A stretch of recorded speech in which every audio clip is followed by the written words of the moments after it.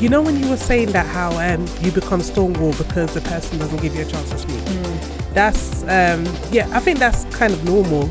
But there are some people that they become Stonewall even when they have the opportunity. Oh, okay, yeah. So they just Like us men, it's like if you look at the Bible, the men are the predators. We go on a hunt for the meat, and the woman's always the one that stays back. But as we live in today's society, this environment, there's a lot of things that now has overtaken these principles that has now been set for us. And what Jesus is showing us here is that serving is where the love comes. Interacting, serving, giving is where the love comes. This is The Breakfast Show on Liberty Radio.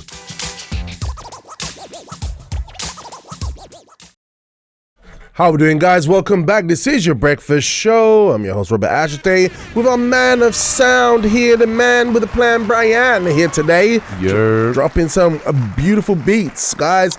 And look, today we are here in the studio and we're going to be looking at something, one secret, as everybody is looking for love. Everybody wants happiness.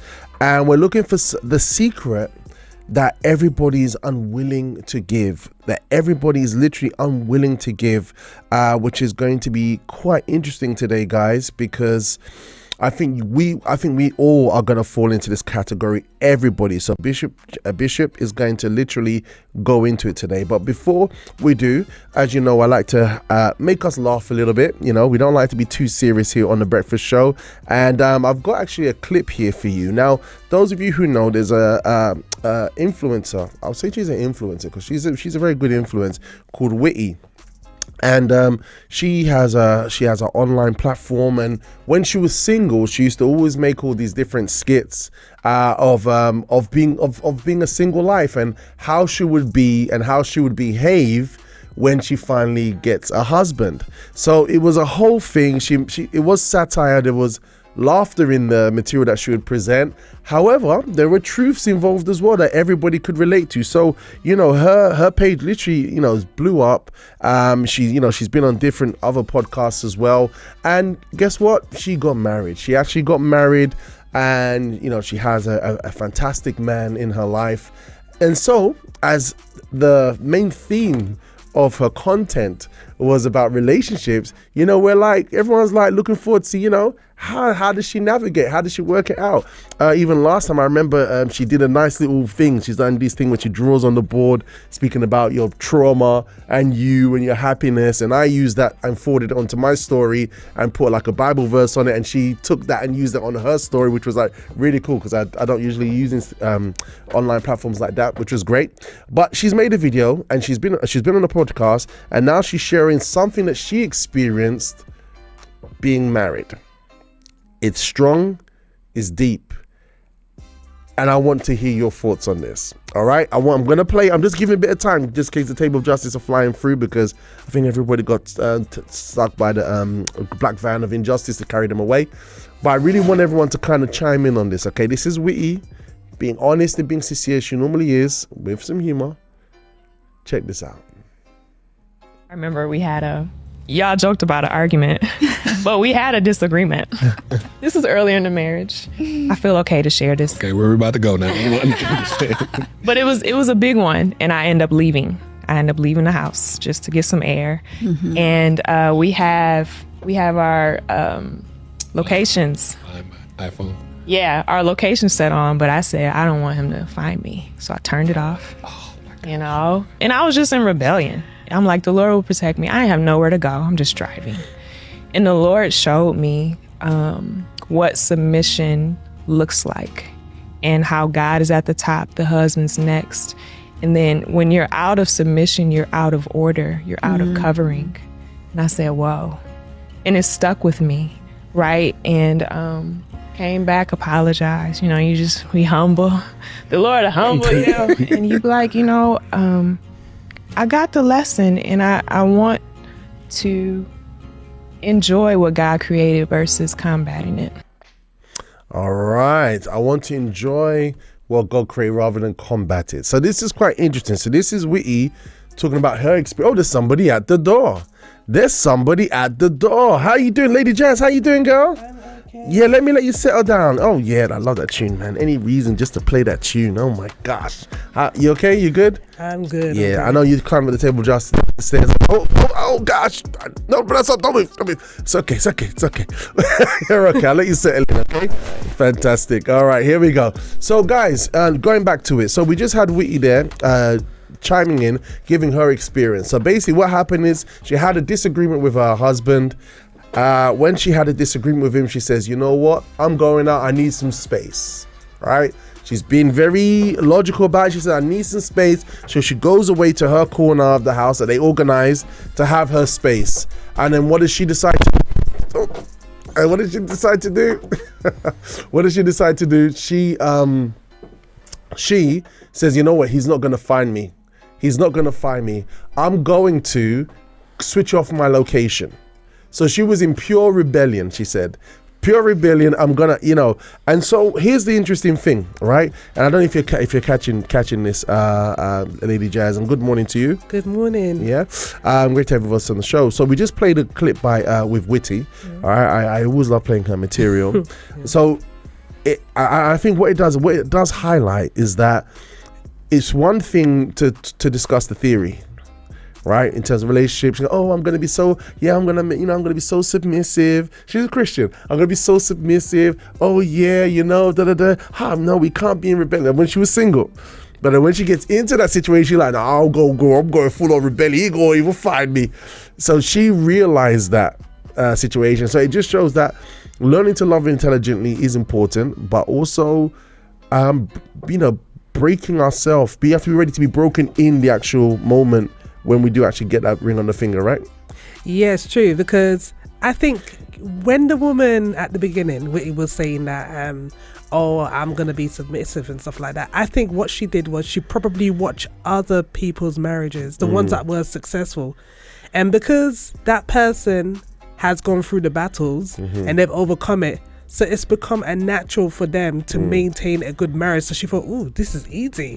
Oh, I could do that. Yeah, easy as." But then going into it, especially when you're newlywed or when you go through your first difficult situation in marriage, you realize how hard it is because you've been in it. But then watching somebody do it looks easy, but then in your situation would be different. So I think that's what happened to her. And the thing is, we try to use our common sense and intelligence, right? We're like, it just makes sense. God says be submissive, so I'll just be submissive, right? Or for example, we're having patience. I need to be patient with her. It sounds good. It sounds, I will, I'm preparing myself. But obviously we see in the moment that it can be a real challenge. It can be a real challenge. How do you feel you manage? Me? Yeah. Yeah, I could see myself, after a disagreement, getting some air, but I wouldn't turn off my location. I would let the person know where I am, because I'm considering the fact that I'm married to the person. Because if it was the other way around, if that person turned up their location, I wouldn't be happy about that either. Okay. Yeah. That's what logic says, right? Yeah. But let's see what happens.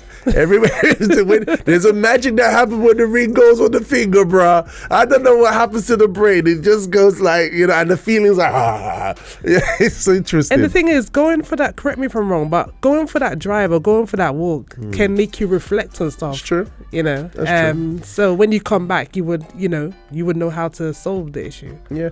I don't know about you, but initially I always had this thing about doing like what would Jesus do? When Jesus would deal with the Pharisees, he'd have an answer right there and then. Yeah. And so like I always had this thought that you gotta be able to like quickly just bring up something, like just deal. I think that's the presenter side of me. You gotta like think on your feet to respond back like there and then. Yeah. But I think it's only after a while that you learn that some people just need a bit of space to chill out.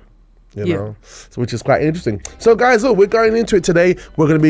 Bishop Allan's going to be exposing the thing, and his wife, the thing that people do not want to do, do not want to give up. That thing which everyone sees as a weakness in general that he's going to expose today, which is the key to true happiness. All right. Now, what's it going to be involving? I'm going to reveal it in just a second. All right. And we're going to go into... Actually, no, I'll just reveal it now.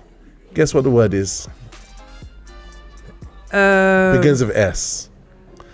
Submission. Submission? We're close.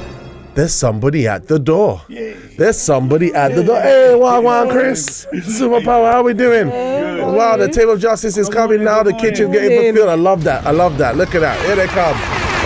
Here come the soldiers. Here come the soldiers. They made the journey up to Mount Sinai.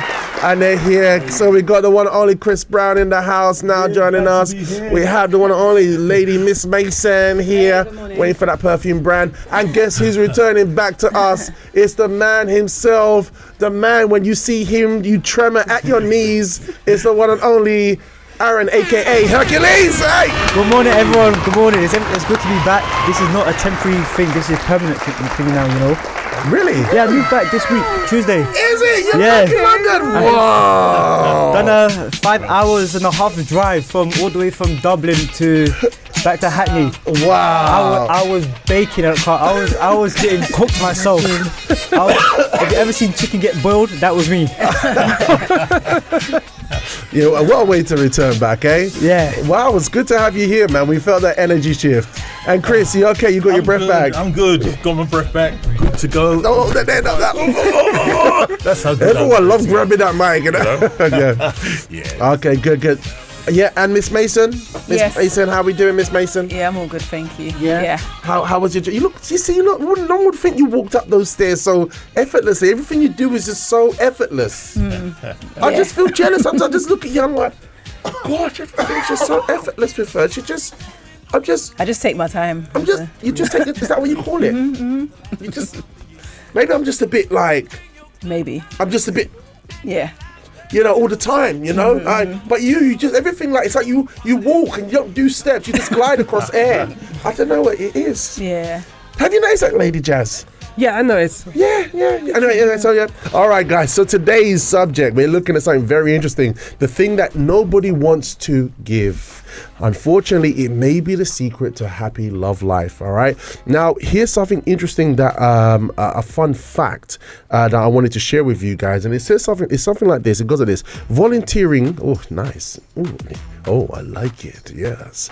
All right. So fact in the stack. So, volunteering research reported by Time and BMJ open linked volunteering with better well-being outcomes. Okay. So, openly volunteering with better well-being outcomes, especially among people aged 40 and above.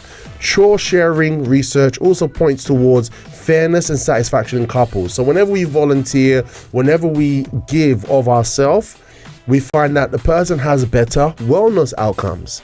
But when the individual is kind of obviously we don't volunteer, we don't serve, we don't do anything, their wellness outcomes are much less. It's quite interesting, that, isn't it? Yeah. So if you didn't know, today's subject is going to be all about serving. It's going to be all about serving our partner. Breathe in deep, Hercules. This, you know what, guys? This is such a powerful word, right? Think about this. What phrase damages relationship more? There's a say and a quote. I've got a quote here that says, "That's not my job. I always do everything." I've heard that before. However, I don't think I've ever said it. I don't know. It might be a female thing or maybe it's a male thing, but I always do everything. That's not my job. Apparently, this is going to be one of the phrases that can actually be a challenge to the relationship. But I don't know. Maybe, like I said, there's some things that are male and female. But can you see where that's coming from, Chanel, Lady Jazz? I think there's two differences. If the person is saying, "I'm doing everything around here," but then when they say it's not my job, that's when it's kind of like, okay, it is your job to go beyond. But if the person's just saying, "I'm doing everything," they could be communicating that there's a lot going on and they just need the person's support. So it depends how they communicate that situation. There's two ways to that one quote. Do you think that maybe women have more to do in a relationship than men? Sabrina?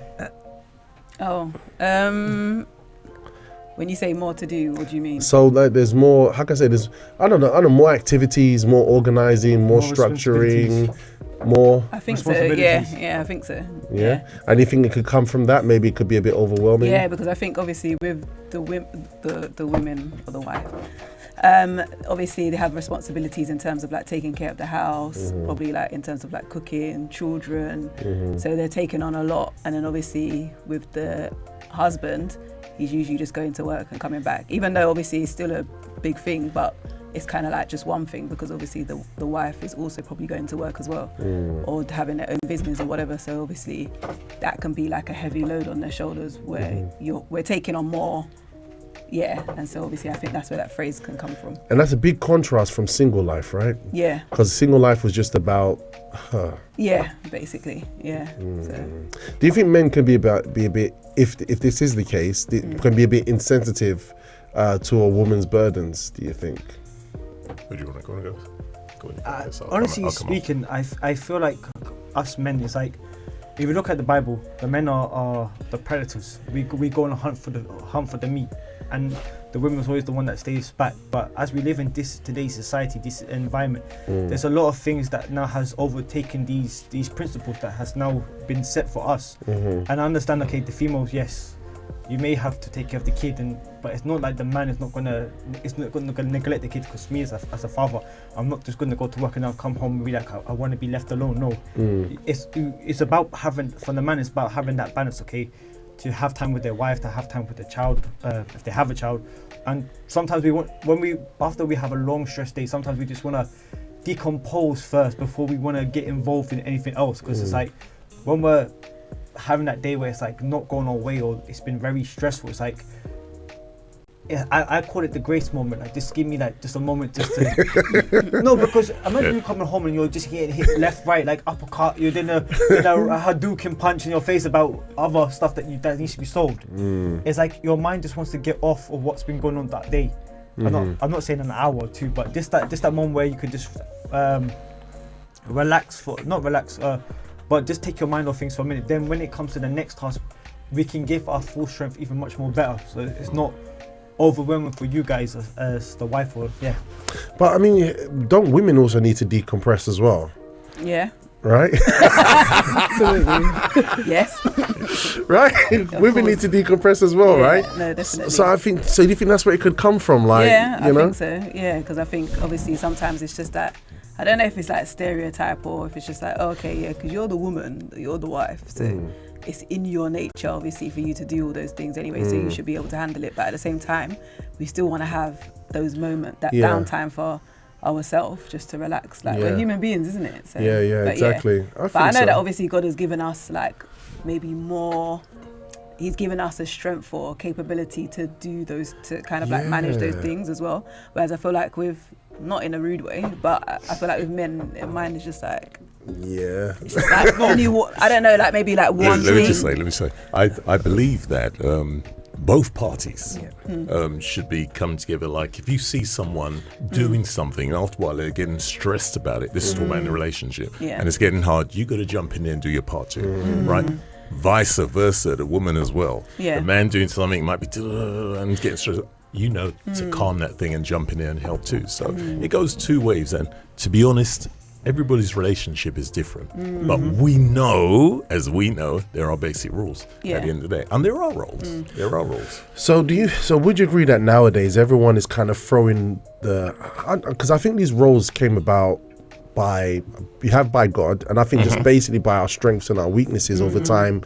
Like, society kind of blends and moves according to what each person brings to the table, right? So like, women automatically nurture and they're very good at that. And like Hercules says, like, we're gonna go out there hungry, I'm gonna work hard, I ain't coming back when empty-handed. And she's like, you better not come back empty-handed.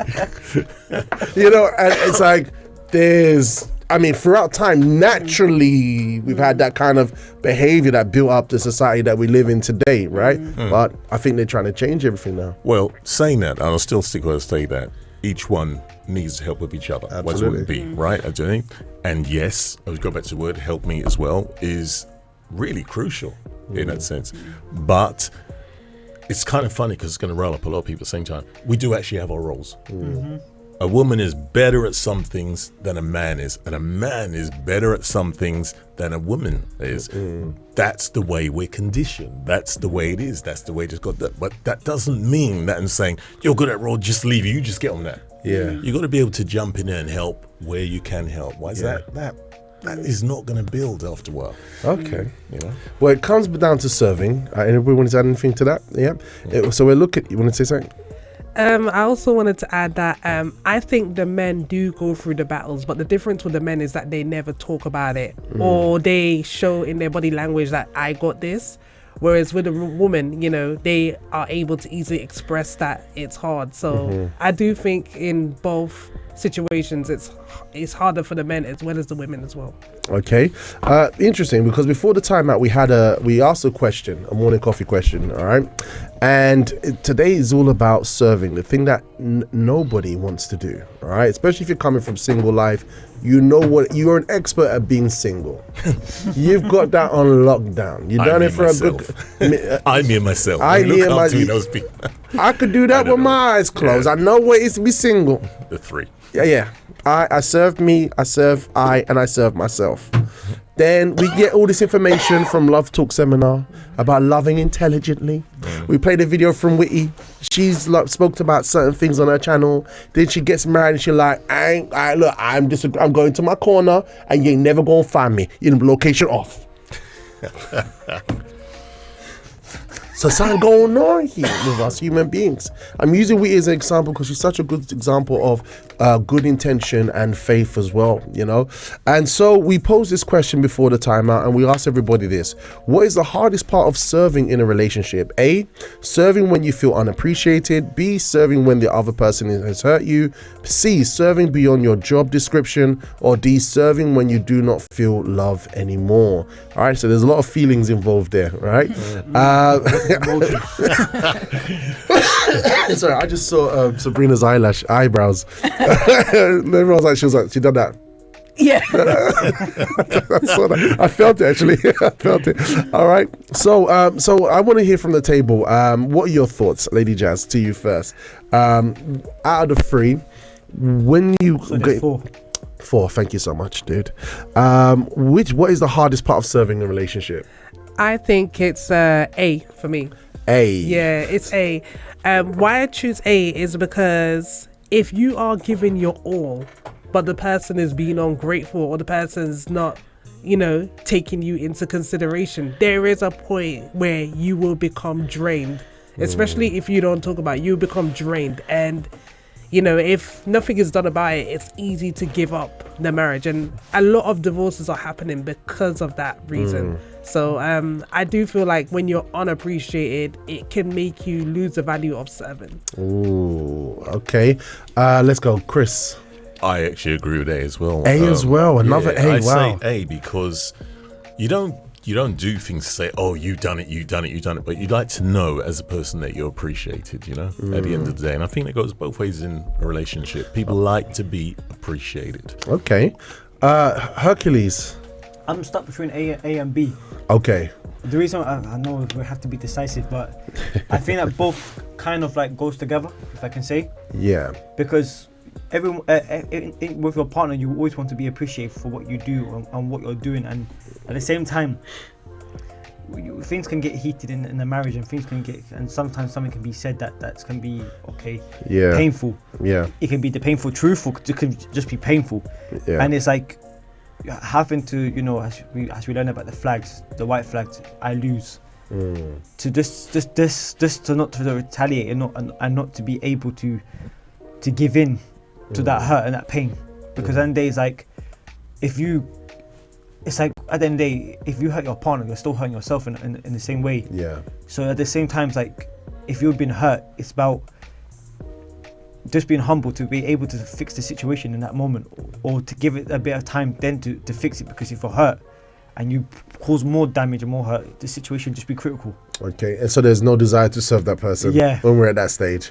Okay, what about you? Because you could do Chaka. Go ahead. Yeah, I'm the same like Aaron. Yeah, I'm the same like you between A and B, because I think A, when you feel unappreciated, like what Lady Jazz said as well, like you can, obviously for you could be doing your best, like, but maybe to the other person, your best is not, doesn't meet their expectations. Maybe they expect more, but then sometimes, obviously, if they expect more, they're then gonna come down on you, like, okay, well, you're not doing this, you're not doing that, and then so ultimately, you just feel like, so I'm not gonna do nothing. And then obviously, like you said, because you're now feeling hurt because that person's not appreciating what you do. So then obviously you don't have that desire. Obviously it is a feeling, it's an emotion, but you just feel like, well, what's the point? Because whatever I do is not going to be good enough. If you know what I mean? Yeah, totally. I think it's about value. Yeah. And the word's just gone from my head anyway. But it's about value, feeling valued in that sense. What you do, even though you have your own value, you know who you are, but it's still when you give it. So I think we're the 18 minute. We're all going. We're the 18. You know, because I would say B. Serving when the other person has hurt you. We're not the 18. I think, not the 18 quite yet. I mean, for me personally, like, I always see it as a thing of I have what I need to do. Right. Doesn't care what I feel, what I don't feel. I have to do what I have to do. I know that this human being is not perfect, whatever. You know what I mean? And like, it's just I feel a responsibility before God to be like, just gotta do it. Right. However, B comes in because that's when my brain starts doing A plus B equals C, and it's like, this is unfair because the person is like has done something that to offend me. You know what I mean? And then I'm like, okay, so this person is offending me. It's like, and you have to push through it anyway because you have to serve, because you have that responsibility before God, because it's not to the person. No, it's to God that's behind, and so that's where the conflict comes in. Okay, you know what I mean? It's okay. like, you know what I mean? Because if I'm unappreciated, I don't expect a thank you. I know I might sound like a slave, but I don't expect a thank, because I don't know. I kind of mirror it with serving God. I never expect any thank you for doing the work of God or anything. I never expect that. You know what I mean? And so I kind of translate that here. This person, whether they appreciate me or not, my efforts don't go into their hands. It goes into God's hands. But the moment when the person tries to offend me, you know what I mean? That's as if to say, even what I've given to God, they're throwing it out of my hand as well. Then I have like two minds. Like, that's when it's hardest for me, for me personally. Yeah. You know? That's interesting. Almost sounds like A That's as well. interesting. A? Why? When he said when you give it, then they just take it and throw it. I was just saying, like, I was just using that as in, like, I'm just giving like a kind of visual in terms of what the hurt does. You know what I mean? So, because it's an offense. You know what I mean? Not that I didn't get a thank you. Not that I didn't get. I'm not concerned about being appreciated, because, like I said, every effort that I do goes into God's hands and not into the hands of the person. The person is just receiving what's given to God to them. So if they say like, okay, this is what I want, then I know it has to go into God's hands. It's like God speaking to me. You know what I mean? So whether they appreciate or say thank you or not, I know I'm just weird. I'm black and white. I'm very weird. I know that. I've said it on the show before. So, but that's just how my mind works. It's not weirdness, it's uniqueness. Oh, you guys always know the right things to say. Yeah, it's your own personality. Yeah, you know everybody what, has but that. saying that, it's knowing that at the same time, we are talking relationships, so we're talking about gosh, it's just gone again. I can't. Walnuts, I'm brother. probably not supposed to say it. It's walnuts, brother. Give me the walnuts. Give me the walnuts. I need to get a box of walnuts, man. Colossus, we need to keep walnuts over there in the corner, man. Oh, Shazad said something as well. Yeah. So Shazad said, totally A, life gives enough hardship and we need recognition. And we listen and don't judge. We listen and we don't judge. That's it. Okay. Unappreciated. Let's forget this one. I'm not supposed to say it. I'm not supposed to. I was going to say, does appreciation necessarily mean getting a thank you? Because I don't really care about getting I don't really care about getting a thank you. But it's just that if you're complaining about what I'm doing, then I think that's a bit frustrating. If you know what I mean. Yeah. I would say more like consideration for the other person. Because of everything that the person does. Not just because what that person does, but you think like, oh yeah, I'm a person, I have a life, but that person have a life too. That's right. My day maybe was good, but that person wasn't that good. So I need to kind of like understand that. That's true. So I wouldn't say being appreciated or unappreciated, but consideration. Yeah. I just got it. Okay, that's it back. You don't want to be taken for granted. Yeah. That's what I was going to get in there. Yeah. I don't know why that word keeps slipping from my head all the time. Don't want to be taken for granted. And I think that's true because here's something that's important, because serving is not becoming a doormat, tolerating abuse, ignoring boundaries, or pretending everything is fine. It is about humility, action, wisdom, generosity, and the spirit of building love, right? So even in my case, I think that's why when it comes to a point where it's an offense, that's where I kind of draw the line, you know. But serving is a big thing, and nowadays serving is frowned upon in society. Like you said, women have a very unique role, and you know what, I was with the teens just yesterday. We went to the allotment, we was all doing some gardening, and one of them was joking and she was saying, "Oh yes, you know, the patriarchy," and I'm like, oh my god. And I was like, why did you say that? Oh yeah, they were telling us I'm like, oh goodness. And so there's a thing where it's like women versus men versus women, as in for people to be resistant to give, to serve. You know what I mean? And whether we like it or not, if we are someone that's ingesting like social media and all this kind of stuff, the subconscious programming, it go up in there somehow, you know what I'm saying? Which is why we need the author of love. That's so right. we're gonna be going into it today. Do we have any comments there in the live chat before we continue? No, only the good mornings. Have you read the good mornings already? No, I didn't, you know. But it's okay. It's okay. But thank you for Yeah. the good mornings, guys. All right. So here's something interesting. A Time report on the BMJ Open Research surveyed 5,000 households in Great Britain and linked volunteering with better mental. Oh, I did that already. Sorry. The Gottman. The Gottman Institute identifies criticism, contempt, defensiveness, and stonewalling as destructive communication patterns, often referred to as the 4 Horsemen. All right. So that includes stonewalling is what, when you withhold information. Anyone know what stonewalling is? Just type it in the internet and you'll be able to. Yeah. Okay. But stonewalling. So if you know what stonewalling is, put in the live chat as destructive communication, defensiveness, contempt. It's like keeping up a block kind of when that person. So I got refusal to communicate, cooperate, or engage in discussion, especially during a disagreement or conflict. Yeah. All right. So that means we really need to have a really good balance. Yes. You know, to not stonewall, because that's also something that's very destructive. Because a person could be like, "I'm a peacemaker," but they think that means not communicating. That means not communicating, not saying that. But do you think that there's sometimes like a good reason for? Okay, maybe because I'm someone who does. You're a stonewaller. People, I stonewall people. You know what? Only because, like, for example, if I feel like that person is like onto me, and then they're not giving me a chance to like speak or whatever, then I'll just be like, okay. And then I'll just not say anything. Yeah, but you know, and then it's because also as well, sometimes it could be a conflict resolution because you're trying to not be going back and forth because obviously it's easy to like just be arguing. So obviously you can stonewall in terms of like, okay, you know what, I'm not going to speak right now, because if I continue to speak, we're just going to go back and forth and we're not going to resolve anything because we're both angry. But I think the thing is the communication's already started. Okay. Yeah. Do you get what I mean? You know what I mean? It's a thing. I think there's a thing where you see something and like and the person wants to, and you just don't want to give nothing. Oh, okay. Yeah. Okay. Those are my thoughts. Maybe it's a bit different. And I think your situation is, you know, when you were saying that how you become stonewall because the person doesn't give you a chance to speak. That's I think that's kind of normal. But there are some people that they become stonewall even when they have the opportunity. Oh, okay, yeah. So they just and they think it's a trick. Like, I'm being a peacemaker. No, we're a stonewaller. And so it's not easy. Like, I'm someone I don't like rebuking anyone. I don't like telling anyone off. I don't like it at all. I literally don't.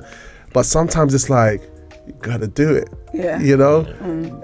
You gotta do what you gotta do. You gotta do what you gotta do. The thing about the stonewalling is it comes from the outside in, because like you think like situations in companies where people have walked out because the team has been stonewalling them in putting those blocks, no communication. You're going to start to implode instead and either walk out that place or not. So it depends how we're using the word stonewall in that sense. Fascinating. All right, guys, so look, it really is kicking off today as we're looking at the one thing that nobody wants to do but is the key to having to growing in love, which is going to be about serving. So we're going to get ready to go into Bishop's element right now. the first part.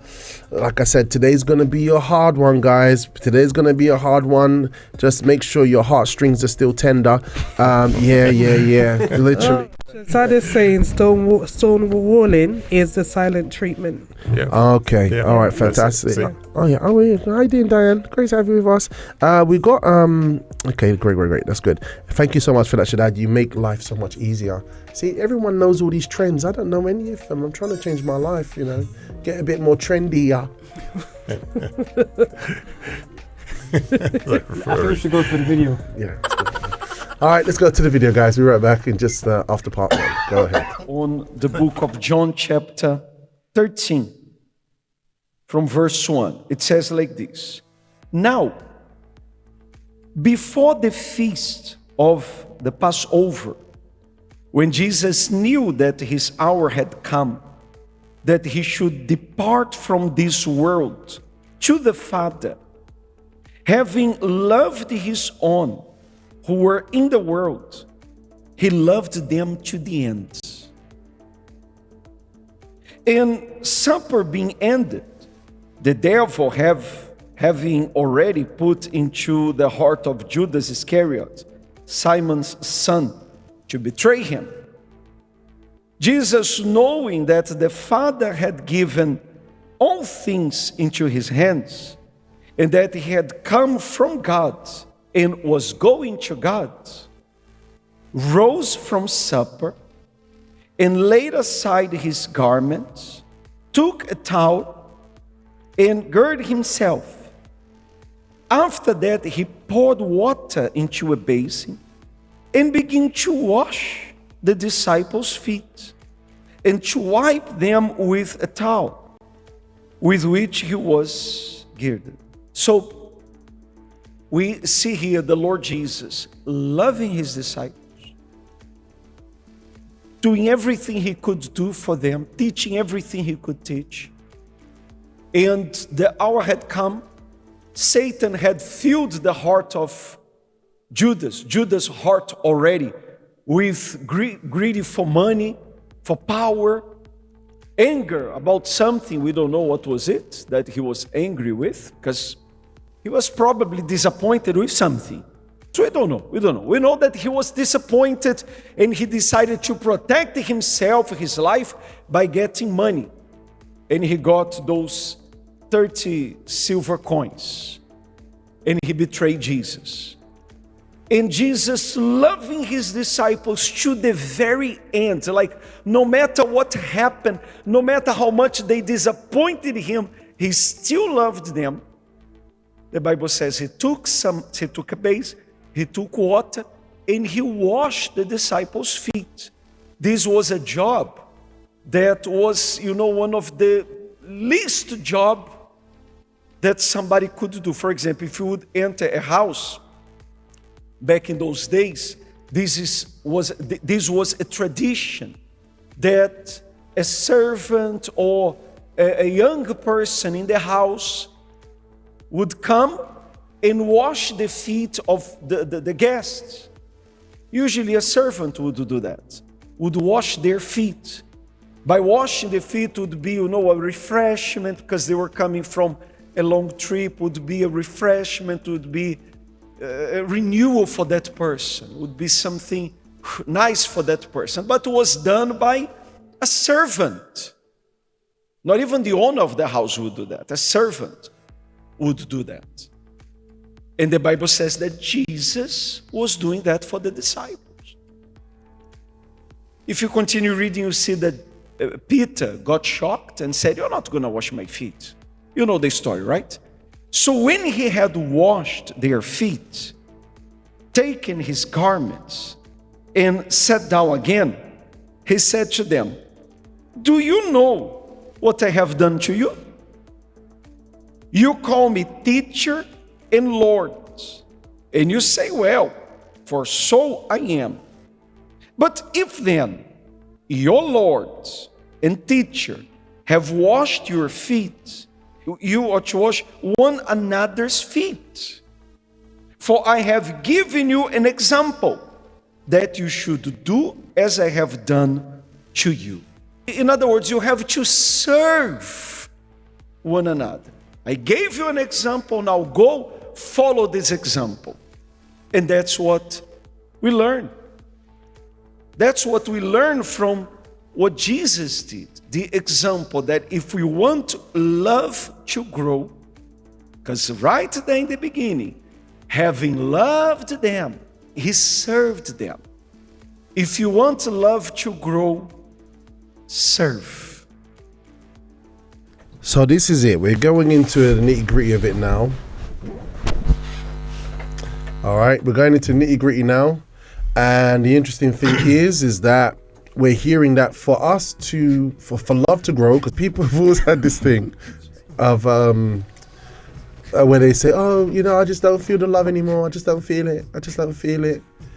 And what Jesus is showing us here is that serving is where the love comes.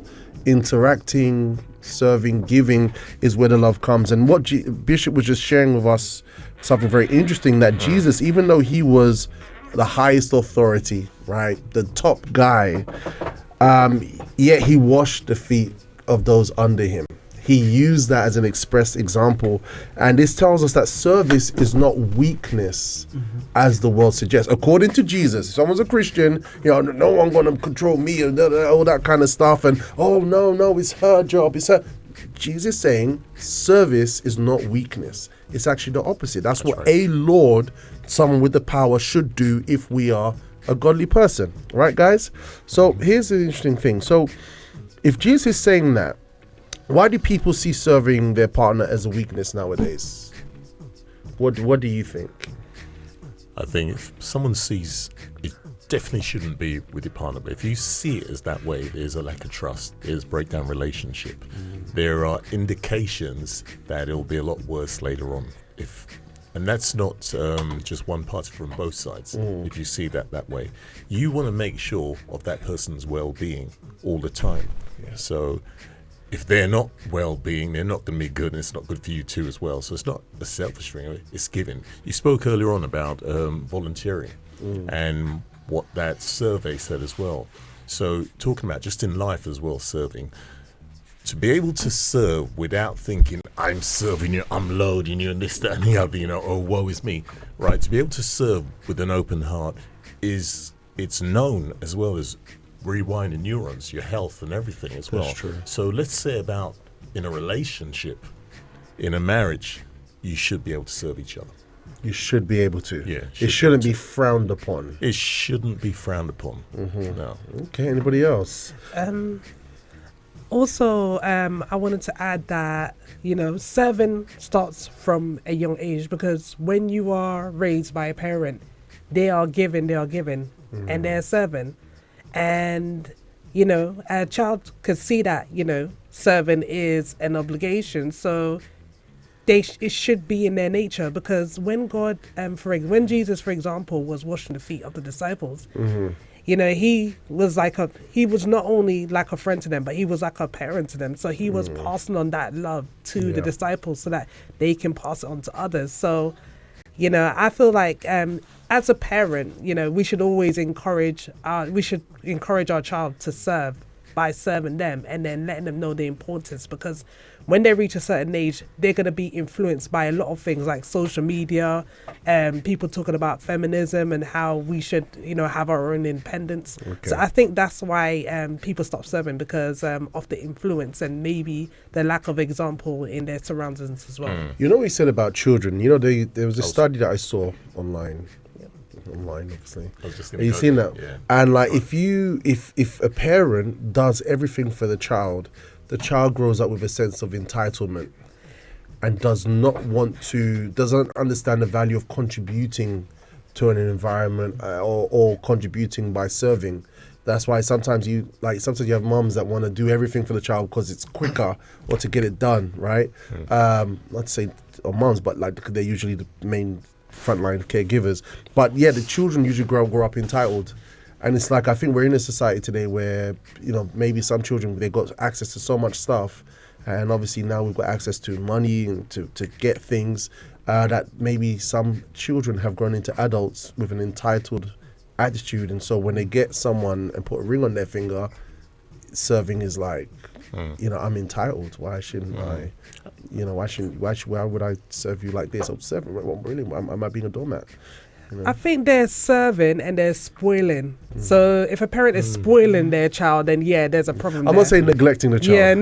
But like, for example, tidying up their room, putting things that they have, putting things back. Teaching them only because you're teaching them how to serve. As well as serving, you're also teaching them how to serve as well. Yeah. But then if you're just serving, you're spoiling them. Yeah. It's funny you should say that, because just to jump on, we'll do this very quickly, gives everybody space, is it talked about teaching in schools as well. And even that as well there, like there's two different types of teaching. Like you got, I'm sure it's going around up here, normal competitive where you're taught to serve. And then you got the individual schools, taught public school, and it's taught not to serve. And they become leaders for those who serve them at the same time. I mean, it's a big nest at the end of the day, but it's talking about the whole thing of how society has changed things and how you can put things in place by serving or by not serving. Interesting. Okay. But as a leader, wouldn't you have to serve? Do you know what? We know that as a leader you have to serve, but there's certain type of, as you used the word, entitlement. Yeah. Because they've been brought up that way and learned that way to say, look, this is what you do, go and do that. So they're little dictators. Thank you. One last question before we go to the next part. Can you serve without becoming a doormat? Yeah. Why? How? By putting in boundaries. You took the word out. We have to put in boundaries, otherwise you just be all over the place. Yeah. You know, we didn't get taught about boundaries back in the day. This is like a really new word. But you see, that's back to what I said about the school as well. Others have been taught boundaries. We have not been taught boundaries. Really? But I think also it could do with a period of time. Because like relationships, like it was like whatever you see in Hollywood, right? But then afterwards, it's a thing of now we've got social media. I think because we have access to information, whereas before we were just looking at what our parents were doing. Yeah. So obviously you kind of learn from them. So if you see them doing everything and whatever, so sometimes you can either do what they're doing or do the opposite. Are there things such as unhealthy boundaries, or are all boundaries good? I think there is. I think there is. But boundaries are meant to be there to show value and respect for you and your partner. It's not to then be like a dictatorship or something like, no, this is what you can't do to me. No, because then they were there to serve each other. But boundaries is also to bring that value, to be like, okay, look, this is how I am, or this is how this is how I like to be treated, or something like that. Because if you're trying to do things, in a way that doesn't have boundaries, it's just going to be chaotic. Okay. All right. It's kicking off. All right. Let's go into it now, guys. The conversation's happening. The thing that no one likes to do, which is to serve. Let's go into part 2 with Bishop Allan and his wife. Take it away. Serve. Serve God. Your love to God will grow. You are married. Serve your wife. Your love towards your wife will grow inside of you. You have children, serve your children. Your love towards them will grow. Serve your parents. Bishop, they don't come to church. Serve them even more. Serve them even more. They criticize the church. Serve them even more. You are working. You have there your work, your job. Serve people in your workplace. Nowadays, we have a lot of job description. I don't know, I grew up in a time that my job description was my job, was to work. Oh, you are working in this company, and my job description was, whatever is needed, that's what I'm going to do. And nowadays, we have a lot of people that, oh no, it's my job description. I'm not saying, the world should become a mess or anything, but what I'm saying is that sometimes people, they are too much given into these things to a point that they lose the essence, the very essence of walking an extra mile, the very essence of serving, of doing more. They are held in their box of their description, and that's it. The interesting thing is the Bible says that if we do only what is expected of us to God, we should call ourselves worthless servant because we only did what we were supposed to do. So we live in a world that to serve is a humiliation. Well, it was the same in the time of Jesus. He said, you call me master, yet I served you. In other words, I did something that for people out there, it's a humiliation, but no, it's not. It's a proof of love. It's a way you express, you materialize love, and it's a way that love can grow inside of you. There is a distorted understanding that for us to be happy, people need to make us happy. So a person will get married wanting that person to make them happy. So for them to be happy, people need to do things for them to be happy. Situations need to make them happy, but that's making them miserable. The more people are walking around waiting for people to make them to be loved, the more miserable they become. Because the secret for love to grow is not in what people do to us, but is in what we do to people. I gave this example to the girls and in the video that mothers, what do mothers do when they have a baby? You know, they give birth, all of a sudden they can't sleep anymore because the baby is crying all the time, waking them up. They have to change the diapers all the time. They have to give them food because the baby is crying all the time. Yes, they give food from their own bodies to the babies. They have to give their all. And then what happens? They say, oh, I love this baby. But they're basically slaves of the baby. But they love the baby because they are serving the baby. When we serve, the love in us grows. This is what the Bible is teaching us. It's not the other way around. The love doesn't grow to the other person because that person is serving me. It's the opposite. When I serve, the love grows. So if I, as you said, if I am in a job and I begin to serve and look at that place as what I am going to add, my love for that place will grow. If I'm in a marriage where I look at my husband, I'm thinking, how can I serve him? What can I do for him? What does he like? I think about that.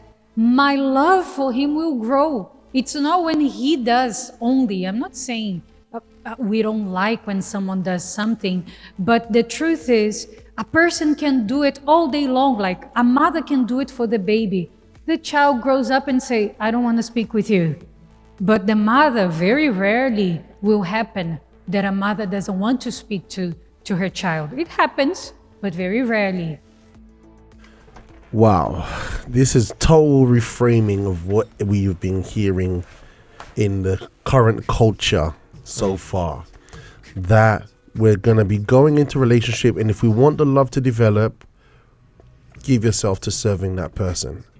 Not so that the person, obviously we want the person to love us, but your love will increase more than the person when you give.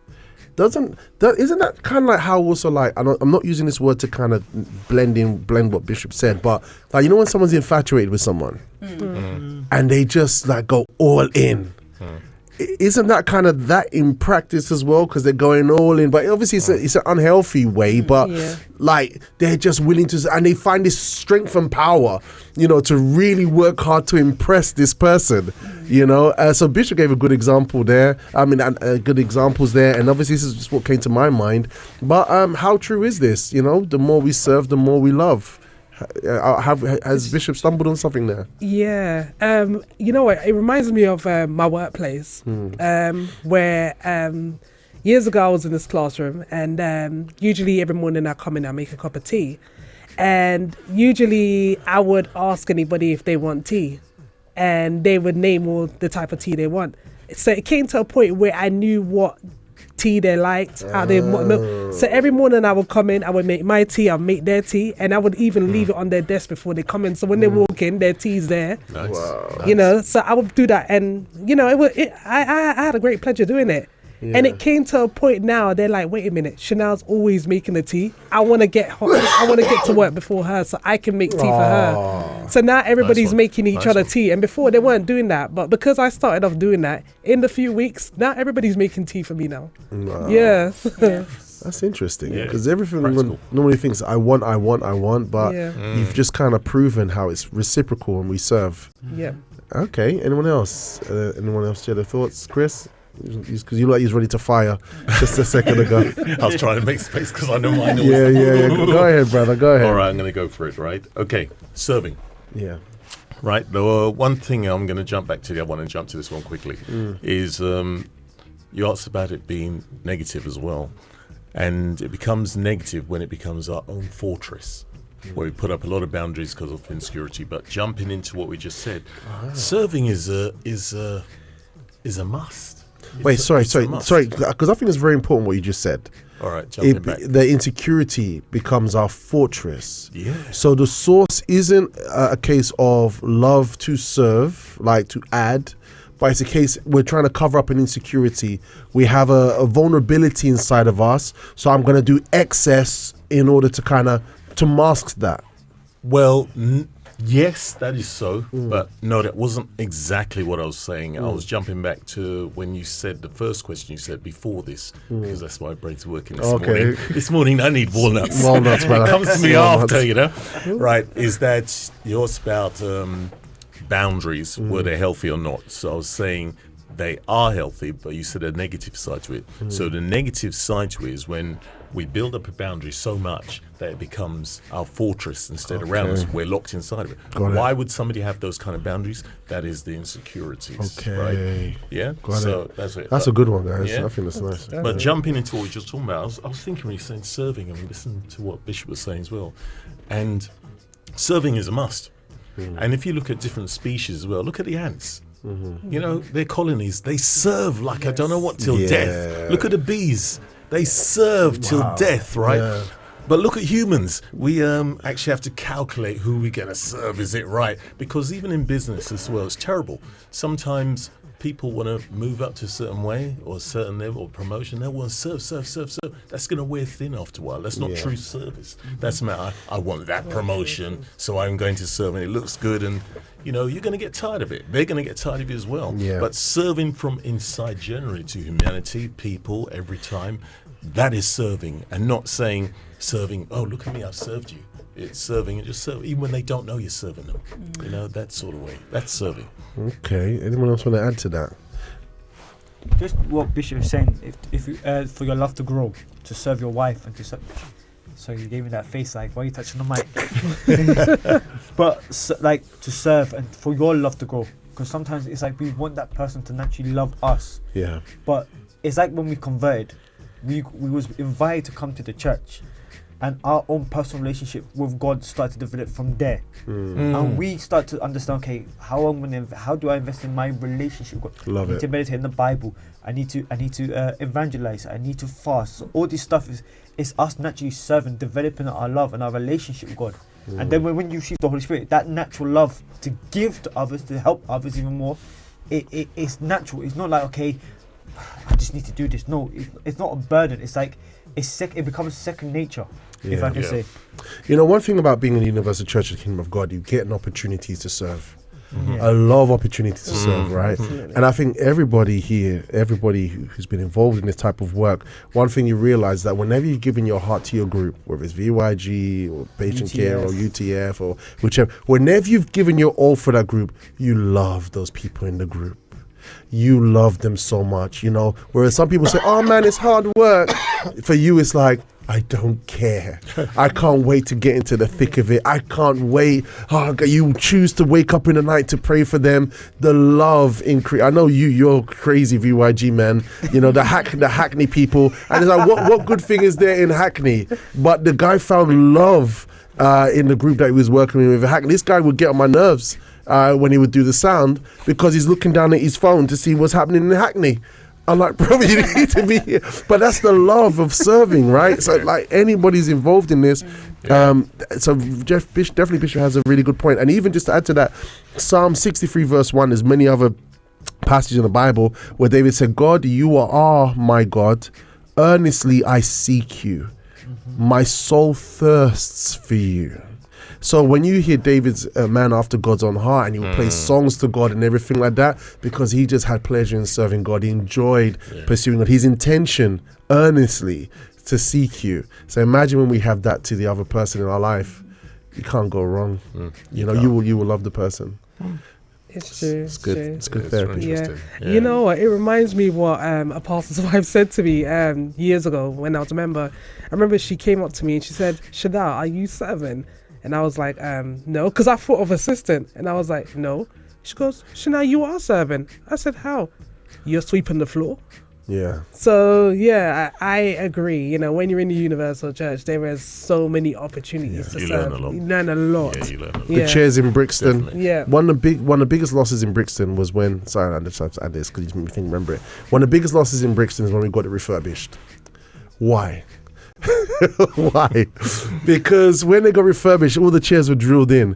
Before that, we used to have those red chairs and we used to line them up, and we had this technique, and like we'd line them up so perfectly.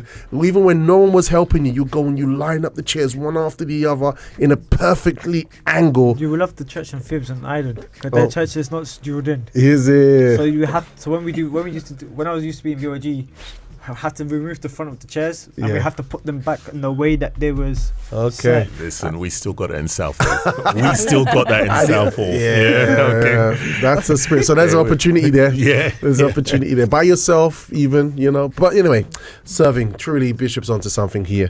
All right, guys. So we're going to go into the next part right now. Here we go into part 3. Let's pay very close attention. And because right now, Bishop's wife, I think, Bishop's gonna add some more things, talking about the marriage and the service in general. So let's get into this. Go ahead. So God teaches us that when we give, when we serve, it doesn't diminish us, but it makes us to understand love. It makes us to love what is around us. It makes us to have a life that truly has love. So people think love grows naturally out of the blue or because of someone's action, but love grows when we give, when we serve. The Bible says that God loved the world, that he gave his son. You know, giving is the biggest expression of love in a person. And the interesting thing is that when we say love grows, but not just the love towards that person, but love in your heart, love in you. You will be less miserable. You know, people are miserable because they don't like their jobs, they don't like the place they live, they don't like their house, they don't like, they are miserable. They don't have love in them, and they end up not loving their own lives. But when you serve, that love will grow. The love for life itself will grow inside of a person. There will be meaning. Life of that person will begin to have more meaning. It's so powerful. It's to serve, it's to give. You know, when you take of your time and you dedicate of your time to do something for those who are suffering, you come to help in the soup kitchen, you help something a project at church is doing, you feel good. By serving, you will feel good. You know, I remember there was this prison back in São Paulo, was one of the most dangerous prisons in the world. A lot of rebellions all the time. When you go inside, there are no guards there inside. It's the prisoners are the ones who controls everything inside. And, you know, it was, I remember there was almost a year that I was doing work there, and it was so nice. I would go inside. First day, I was so scared. I'm going to be honest with you. I was scared, and I had my reasons. Even the prisoners, when they want to talk to you, they talk like this. They don't talk like straight, you know, like they talk like, and very close. like they're gonna fight you or something, and very slant. And I remember my first day, and then one guy came to me, and he came, "Are you Pastor Allan?" Because I used to make radio program, so they used to listen to the radio. "So are you Pastor Allan? So you are the one?" "Pastor Allan, I listen to you. I listen to your radio program." I said, "Oh my God, it's gonna beat me or something." And then I was scared. That was my first day. And then I remember talking to the other pastor and say, "Listen, is that guy like attending prayers?" "Oh yeah, he's one of our assistants." I said, "Really? What did he do?" I said, "Well, outside he killed people. Here inside he stabbed his girlfriend." I said, "Okay." And now he's here. No, he's strong now. And then after years, my wife remember, after I think over 25 years later, I was listening to a radio program and listening to a testimony of a guy, very strong testimony. And then the guy said his name, and I said, "Wait a minute. I know this guy." It was his testimony. He spent 20-something years in prison. I know, almost 30, because when he was in prison, he was already for some years. And he was out now, and he was married with a family, with a business.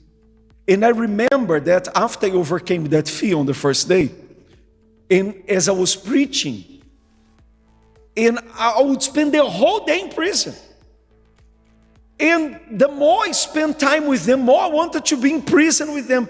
And they came to me and they said, "We really admire you guys, you pastors, because you guys are free, but you spend the whole day with us in prison. It's like you are prisoners with us." And it was nice to give. And whenever I would leave, I would feel more blessed than those guys who were there, because I was giving.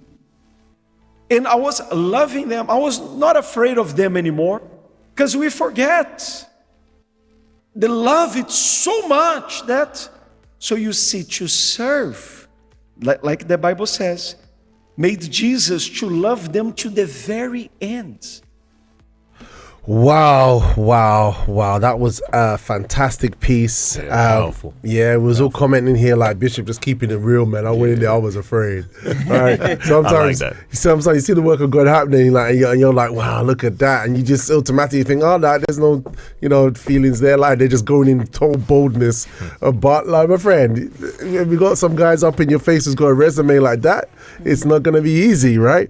But he kept it very, very clear, and it was very nice. And he said, and Bishop Allan was talking about serving grows love inside of you. He describes fear disappearing as love grew while serving in the prison. And when you serve, something good grows inside. So this is what I'm understanding. Like, the greatest opportunity we have to serve, we have opportunities when we're children, when we have our parents and in our community, but I think marriage is the greatest opportunity to serve. Because now you've gone beyond the original attraction of feelings, of those happy hormones, of the mystery of the person, to see their faults, right, as a human being, so to have mercy, and then to go on to serve. So it's like, at the same time, it's the greatest privilege to become better as a person, because the more we're isolated and withdrawn, so we become more miserable. But the more we're serving, the more better we become, right? I think that's something that we can agree. Let's summarize it. Sense, yeah. That's God logic, right? That's God logic there. I think what I got from it, from what everyone was saying, well, from what they were saying, from what you were saying, is that love. Well, I think it's in the Bible as well. Love drives out fear, right? Yeah, perfect love casts out fear. Casts out fear. Wow. So when I'm thinking about what we've all spoken about in terms of like our own insecurities and so forth, from maybe why people don't want to serve, because maybe they feel like they'll be taken for granted, or maybe they've done it in the past and was, you know, yeah, exactly. So then it's like, okay, you start putting up these boundaries, like, okay, well, I'm not doing that. But then obviously when we look to the things of God or the word of God, it says that, you know, obviously, perfect love casts out fear. So then obviously if we serve, and it's like he's given us the remedy, right? So if we serve, then we're gonna, all that fear, whatever that we have, is gonna be driven out. And then and then comes the thing, I think what you said, Chris, about trust, because now trust is an issue, because we got another human being here, right? And I don't know the intentions of their heart, right? I don't know if they're like David, I don't know if they're, you know, I don't know. However, I think this is why it has to be done in the offer of love. That's right. The person that we choose it can't be just initial attraction, it can't be because they look the part, but I'm looking to see that they have had an encounter with the offer of love like I have. Because if that's the case, obviously you come as you are, right? And it is what it is. You pray, you know, we use our faith. But for those who are single especially, you know, the issue is, if there could be an issue where they have past stuff that they have to trust issues, which is the problem. But then obviously they come meet Jesus, have a new life, they want someone in their life, but they could still not have dealt with trust concerning relationships. But now if we flip it and we come to, okay, I'm is the person of God? Yes, I've seen the fruit. Now I need to get to be concerned with serving. It simplifies things a bit, I think. All right, guys. So look, it's all happening here today. I've got a question here I wanted to ask you guys. Have couples brought a job description into the home? Have couples brought a job description into the home? I think the Bible's a job description. What do you think? Is that a sensitive word now to say the Bible? Sensitive, but because there was a. I remember, I think Bishop Allan said this, that you have to treat your marriage like a business. Yeah. It's when you do marriage course. So it's not a job. I won't say it's a job description, but it's like it's the fulfillment of your role as the marriage that you have to fulfill. You can terminology, you can say it's a job description, but at the same time, everything has a role in it. If you look at everything in that is true. In the school, you have roles. In the business, you have roles. So if you don't have roles, then there won't be organization. There won't be responsibilities. Structure. Thank you for the word. Okay, so just going by what Bishop was saying, here's another one, right, guys? And Sabrina, you touched on this earlier. Can serving a difficult person reduce fear and tension in a household? So you got someone who's difficult. Do you think serving them can help reduce fear and tension in a household? I think so. You're setting an example. And I think this might be, it might be challenging because it might be different between men and women at the same time. So I'd like to hear from one from each side. Do you think serving the difficult person, so the person who's can be very stubborn, they can be, you know what I mean? Do you think that can help to reduce tension and fear in their household? Yes, it pacifies the person. They can't keep up on that level, being that difficult that long. While you're serving, they're going to be pacified gradually. Might be straight away, might be after, might be repetitious habit. After 3 weeks, they realise and they start to kind of calm down. It does something to you. It's a mark being left on them as well, because it's a mark is being left on them as well, because it's like, just from my experience, like for example, if you're dealing with a youth that's very difficult, sometimes it's like you can sometimes be like, okay, just leave them, let them be. But if you keep on showing them, like keep on having a word, talking to them, keep on interacting with them, it makes them just start to think as well, like, hold on a minute, there's care for me. There's someone there for me, because probably at the same time, like when we look at people's different circumstances, they may not be getting it somewhere else, but when they come to us, sometimes they get that, okay, wow, there is that love, like, because as well, like my experience as well in my family, when my cousin was going off on one, it was like I didn't show him like a blind eye. I still showed him, look, no matter what, I'm still here for you. That's powerful, especially because you could have someone in your life, like we touched on earlier, who is of God, but something somewhere psychologically happened to them in the past, and they need help to work through it, right? And just showing that I'm there for you. It may be hard, like they probably don't even realize it or see it fully, but just showing that I'm there for you can kind of help them, and by doing that, the Holy Spirit's able to help them to work through it, and it will take time. That's why I think the expiry date is till death do us part. So God knew what he was doing, man. And the thing is, like, when it comes to marriage, we can't wait for the other person to be the example. We have to naturally be the example, so that it could be a vice versa as well. See, when you guys talk like that, I get worried, man. I just feel like I have to go to a mountain and pray. And Diane from South Hall said something as well. She said, the Bible speaks that God loves a cheerful giver. This doesn't only mean our financial offering, our time when we serve others, serve our Lord, serve our family. That time is used in a very meaningful way, and that pleases God. That's a very good way to put it. That's very it's universal. Very well put. All right, let's go to, I think it's the fifth and final part, or number 4. 4. All right, drop it. Like, oh, this is the last one. We only have 4 parts. Oh, we only have 4 parts. This is great. I'm so happy to be here. But it's deep, guys. All right, open heart surgery. My heart is open and I do not judge. Please finish me off, Bishop Allan and wife. Even when Peter denied him 3 times, Jesus still loved him, even with his mistakes, because he was serving. So when we serve, something good grows inside of us. There is a peace of mind. There is love. We love. We have people that persecute us, that goes around, in the papers, criticizing, talking bad about us. We love them. Of course, we get angry when we see, but we cannot hold it. We cannot hold a grudge, a hate, a desire for them to suffer. No, we wish them well. We wish them repentance. We want the best for them. Romans chapter 12, it says like this: repay no one evil for evil. Have regard for good things in the sight of all men. If it's possible, as much as depends on you, live peacefully with all men. It sometimes doesn't depend on us, because people, they want war. It's like us, we try to live peaceful, but when it's possible, if it depends on us, as much as we can do it, okay, we'll do it, but we have a limit.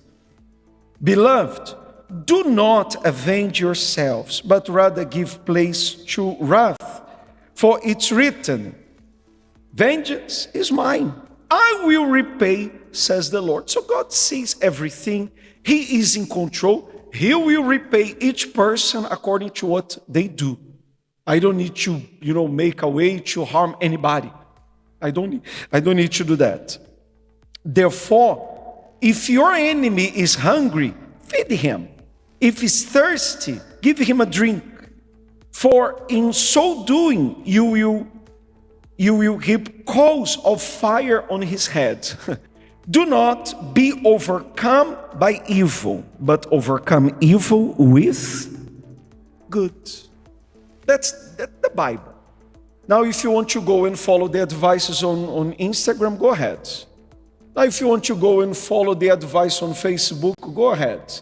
Social media, influencers, they have the advices for you. If you want to follow the advice, go ahead. As for me and my house, we will serve the Lord.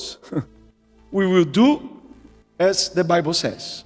The advices of nowadays is bringing a level of importance to us. You're too important. You have to behave this way. You have to act this way. It's like you will find a reward in being this important person.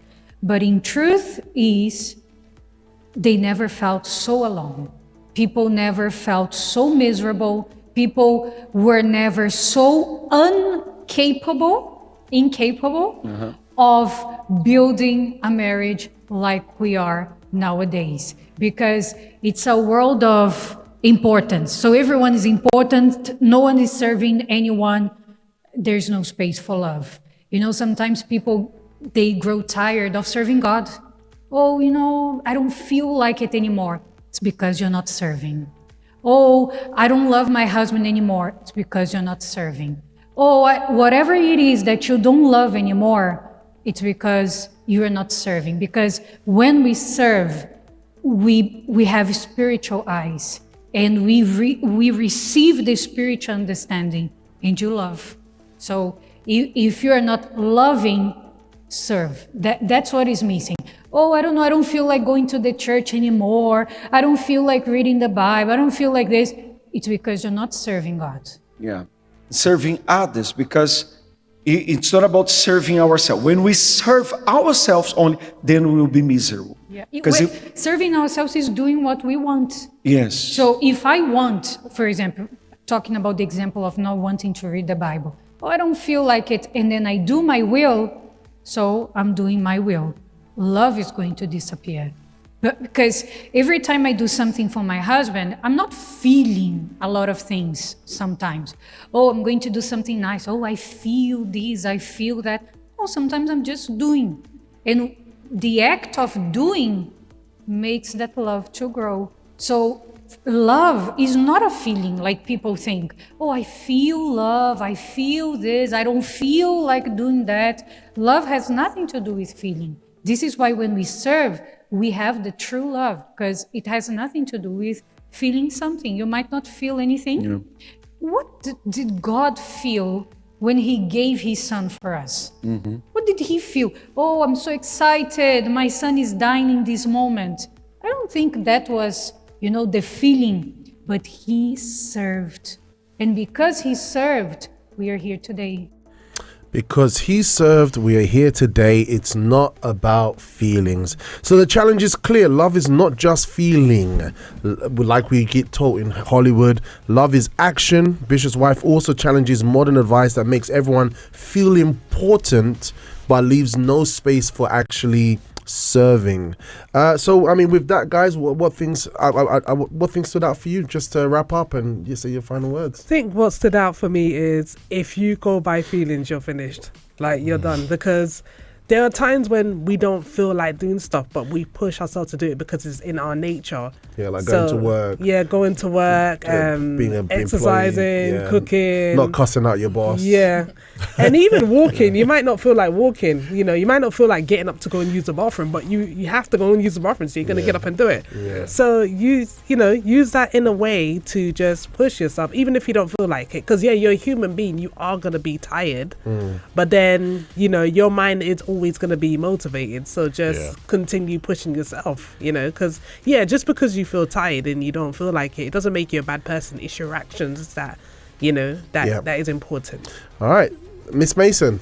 So for me, it's in order for your love to grow for that person, you need to serve them more. And if the love is not there, then you serve. Get serving. Wow, strong thing for today. Yes, Hercules. We never stop giving. We always give.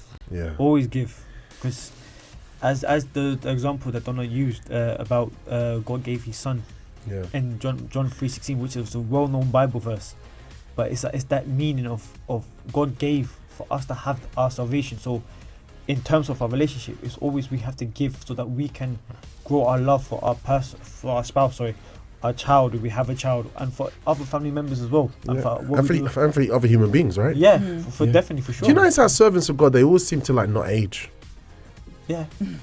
I'm there looking at Bishop now, I'm like, what? Same. It's been happening since the biblical days, isn't it? What? Serving, right? Yes, Chris. Serve without second thinking. Just give, because sometimes I'm always talking about it. I was thinking about a certain situation, obviously in relation. Well, when someone's actually, let's put it this way, we're talking about us serving, but when somebody's even serving you in a certain way as well, you do actually have this feeling inside for them even more. Yeah. Like in a relationship, you just look at them. You don't have to say. You just look at them thinking. Yeah, like you go to a restaurant, right? Someone does a really good job. Yeah. I love it. Tip them. You tip them, yeah. Yeah, serving all around. So here we go. We've got a practical mirror as we're about to wrap up now, and this is something that we can actually do for ourselves. And the first one I've got here. It's up to you if you guys want to try it or not. It's up to you. But first thing I have is this: do one helpful thing without announcing it. All right, you've got for the rest of this week. Say one encouraging word daily. Yep. Stop saying that is not my job for 24 hours if that has been a thing. Replace one complaint with one act of service. So instead of complaining about it, do something. On the Breakfast Show podcast. I'll put it on the Breakfast Show. Nice one, mate. Pray before reacting. Lord is my shepherd, I shall not want. Nobody needs a black eye. Serve without keeping an emotional invoice. Yeah. Yeah. All right. And ask daily, what can I add today? Whether to your family or to this special person in your life. All right. So there we go, guys. That has been our breakfast show today, and we have gone into it, and I think it's been very, very insightful, and we've learned a thing, right, that everyone dislikes the most is the thing that we need to do, which is to think about serving, and we will love even more. Remember, we're not talking about being a doormat here. We're not talking about disrespecting or being dishonored. No. But for sure, if the person's just a normal human being, you're trying to get through life, serve them.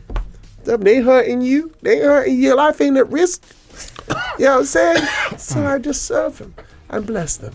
All right, guys, it's been a pleasure having you on the show. Been a pleasure being here. It's been a pleasure as well. It's a great one. Yeah, it's been a good one. Yeah. It's been a good one. All right, and tomorrow is going to be Friday.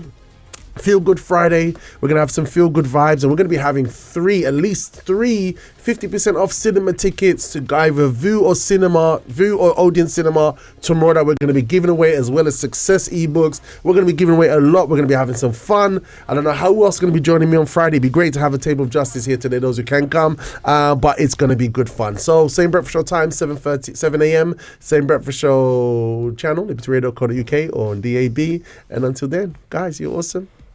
Ciao for now. Oh, that side. Yeah. Ciao. Oh, this side, guys. To the left. To the left.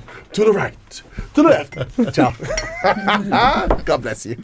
I really hope you enjoyed this episode of the program. We have a lot more episodes covering a lot more themes on The Breakfast Show. And guess what? Your experience can be even deeper and more interactive because we are live weekdays from Monday to Friday, 8 a.m. to 10 a.m. on libertyradio.co.uk. On that Liberty Radio platform, we have a whole host of other inspirational material. As well as that, we have our breakfast show in the mornings. Check it out. There's a live chat. There's a video feed, and you can get up to date on all the breakfast show antics and fun, vim, excitement, and all that kind of crazy stuff that we love to enjoy. This is Robbie here, Robust Presenter, and I hope to see you live and enjoy the next one.